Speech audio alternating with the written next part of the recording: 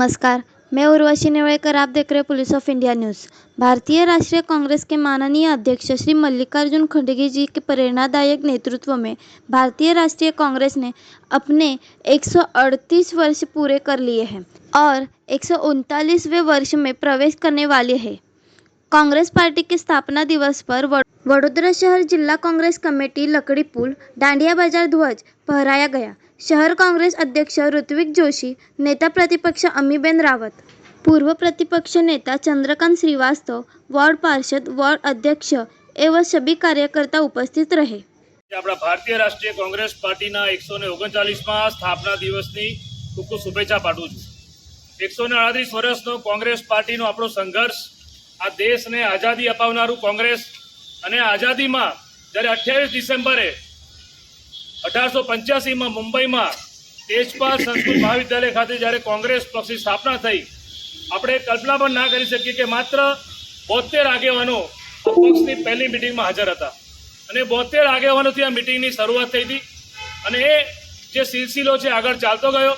વ્યોમેશચંદ્ર બેનર્જી આપણા પહેલા રાષ્ટ્રીય પ્રમુખ બન્યા, દાદાભાઈ નવરોજી, બદરુદ્દીન તૈયબજી, મૌલાના આઝાદ, આઝાદી પહેલા સરોજિની નાયડુ, એની બેસન્ટ, આ બધા આપણા કોંગ્રેસ પાર્ટીના રાષ્ટ્રીય પ્રમુખ તરીકે કામગીરી નિભાવી। ભારતીય રાષ્ટ્રીય કોંગ્રેસ પક્ષનો 139મો સ્થાપના દિવસ, 138 વર્ષ પૂરા કર્યા। આ જે સંઘર્ષ કોંગ્રેસ પાર્ટીનો જે 28 ડિસેમ્બર 1885 શરૂઆત થઈ, મુંબઈ ખાતે સંસ્કૃત મહાવિદ્યાલય તેજપાલ હોલ ખાતે કોંગ્રેસની સ્થાપના થઈ।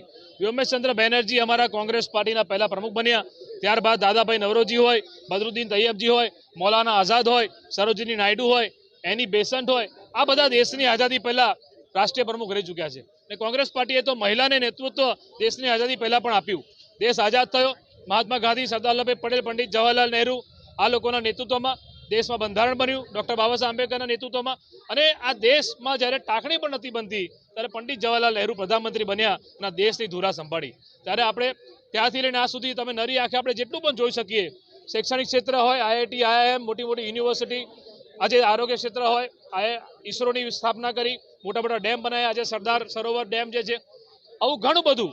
લાલ બહાદુર શાસ્ત્રી આવ્યા, જય જવાન જય કિસાનનો નારો આપ્યો, ઇન્દિરાજી, રાજીવજી, ડૉક્ટર મનમોહન સિંહ, કોંગ્રેસ પાર્ટી આ દેશના પ્રજાને અધિકાર આપ્યા અને કાયદા આપ્યા। આજે અલગ સ્થિતિનું નિર્માણ થયું છે। આજે આ દેશમાં લોકશાહી જગ્યાએ હિટલરશાહી અને તાનાશાહી ચાલી રહી છે, ત્યારે આ દેશમાં ફરી બીજી આઝાદીની લડાઈ લડવાની શરૂઆત કોંગ્રેસ પાર્ટીએ કરી છે।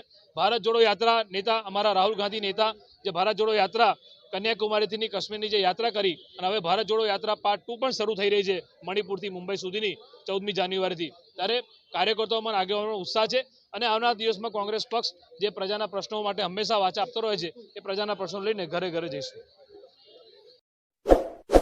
इस वीडियो को लाइक करें, हमारे चैनल को सब्सक्राइब कर बेल आइकन जरूर प्रेस करें